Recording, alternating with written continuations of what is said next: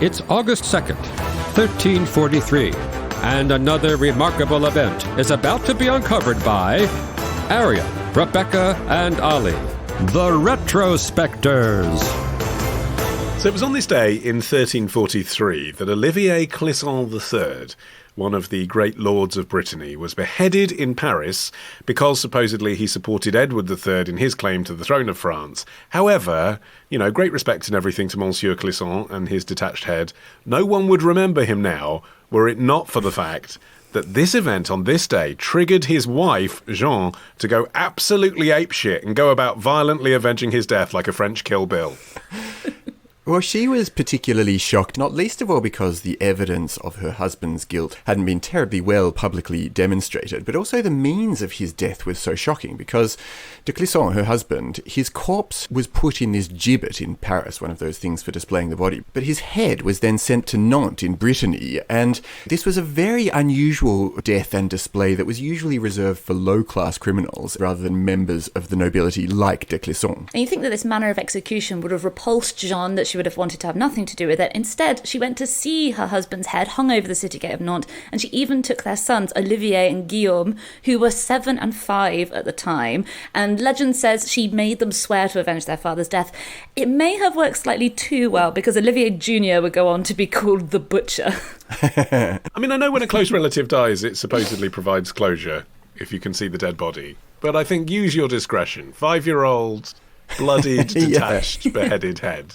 Just a bit much, isn't it? I was pretty impressed that she had this much energy left for defending her husband's legacy, because this was actually her third husband. She was born in 1300 and she was married at the age of 12 or 13 to a different Breton lord, a 19-year-old called Geoffrey de Chateaubriand. He was already a widower as well. What a mad time to grow up. They had 2 children. She had another brief union with a different nobleman, which was annulled. Circumstances aren't quite clear. And then she finally met and married Olivier de Clisson, who was another Breton. You know what they say, once you go Breton, you never go back. And so the fact that by her third marriage, and she had multiple kids as well, that she still had this fire in her that she was going to avenge him, you'd think she'd just be looking for her fourth husband. But I think if she was here on the podcast, Rebecca, she would say the difference is that the third marriage was a love marriage, whereas the first 2 were obviously, I mean, she was 13 or whatever, the first 2 were obviously, to help her for property and the propriety of the family and all the rest of it. She loved Olivier and was deeply upset when this happened. I think she probably wasn't so bothered when the first 2 popped their clogs. A bit of historical context into which all of this popping of clogs took place. So in 1328, Charles IV of France died childless, and his closest heir was his nephew, the English King Edward III.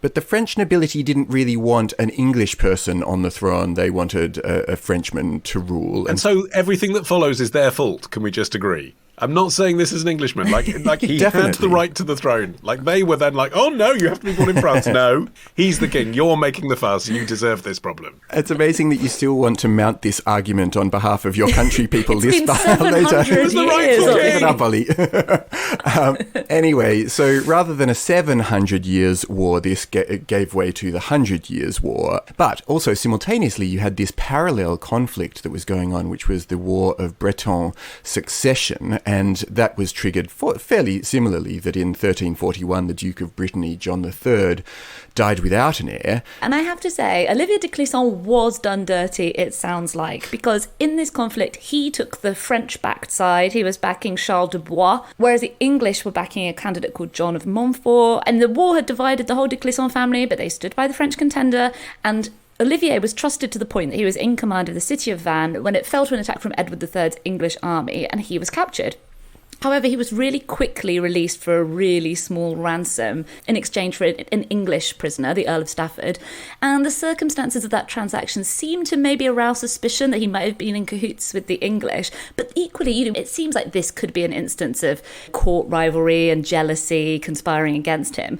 In any case, what happened then when Olivier de Clisson was released and went back to Brittany, he was then invited to Paris with a bunch of other Breton noblemen, and they thought they were going to a tournament, and when they turned up, they were actually all arrested, and several of them were executed. Okay, but when do we get to the awesome female vengeance? Okay, so Jeanne then sells the family estates, and using all this money, and it was a lot of money, she then led this force on attacks throughout French strongholds, including allegedly to the Chateau de Tuffeau. This one is an amazing one. Says with a big smile, this is my favourite massacre of the 1300s. It's definitely, well, it's in the top 5 of what she got up to.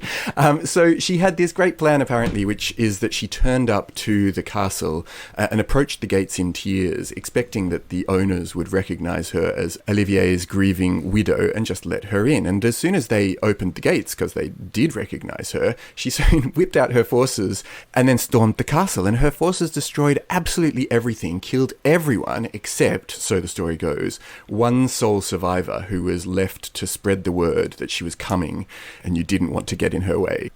And after a few massacres like this, it seems like she probably realised that her small army wasn't going to last very long in land-based battles against the King of France. So instead, she headed to England and she fitted out 3 warships to take the war to the waves. They were nicknamed the Black Fleet because they had black painted hulls and red sails. Oh, it's just so cool. And then they set off into the sea to target to target defenceless merchant ships. Yeah, so she really had decided that she was against the French now. You know, which is actually a new line in the sand, isn't it? Because regardless of who her husband had sympathy for, Normandy and Brittany were always the key battlegrounds when it came to England versus France and who had right to the throne. So if you're in that part of the world, you're going to have an opinion on whether it should go to the English guy or the French guy.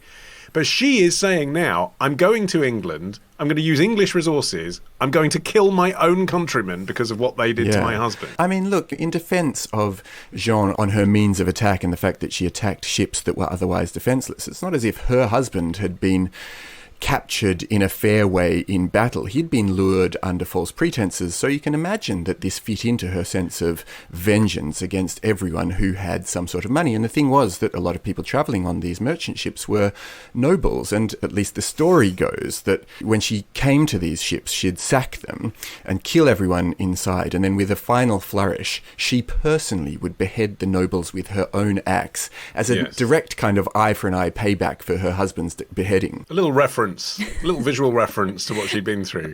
A signature. You've always got to take any depiction of female pirates with a grain of salt, because they always seem to be just means to draw a woman in a tight bodice with her hair streaming, holding a big sword.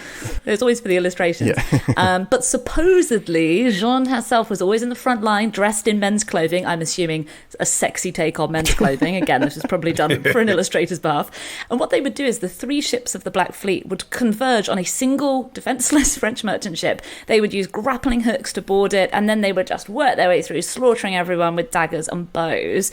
However, this couldn't go on for too long like this. She was becoming a bit of a pest, and after 2 years, some French Navy ships cornered her, and the fleet was obviously overwhelmed. They weren't used to dealing with anyone who also had weapons, and she had to flee the ship with Olivier and Guillaume, who had come with her, and they were 9 and 7. Guillaume actually died of exposure because they spent days on a raft waiting to be rescued, and they were then taken in under the protection of the de Montfort family, who were the ones who were the English-backed claimants to the Dukedom of Brittany. So they were her former enemies, now turned staunch allies. Some of the details may seem a little bit overblown, but what we do know is that a French judgment of late 1343 condemned her as a traitor in her own right and ordered the confiscation of her lands. And we also know that in 1345, records from the English court indicate that Edward, the king that her husband supposedly supported, granted her an income from lands that he now controlled in Brittany. We don't know exactly how long she was at sea, and we don't know exactly how many people she killed. But she certainly killed some people and was at sea for some time, and it is documented that she was a traitor. And she did then also marry an Englishman, Walter Bentley, who was a deputy of Edward. And she was betrayed yet again by a powerful benefactor, because Edward III promised to restore her estates in Brittany to her and to her new husband, Walter Bentley. But then he changed his mind. He was engaged in planning a truce with the Duke of Brittany, Charles de Blois, the same one that bloody Olivier de Clisson had stood up for all those years ago and got paid for it by having his head chopped off. And so in the end, they just said, no, you can't have it back. It's part of the treaty now. Bentley tried to plead their case. He was actually imprisoned in the Tower of London over this, but was later released. Luckily, they had loads of allies, and it kind of seems like they ended up being given a castle on the coast of Brittany where they just lived until they both died.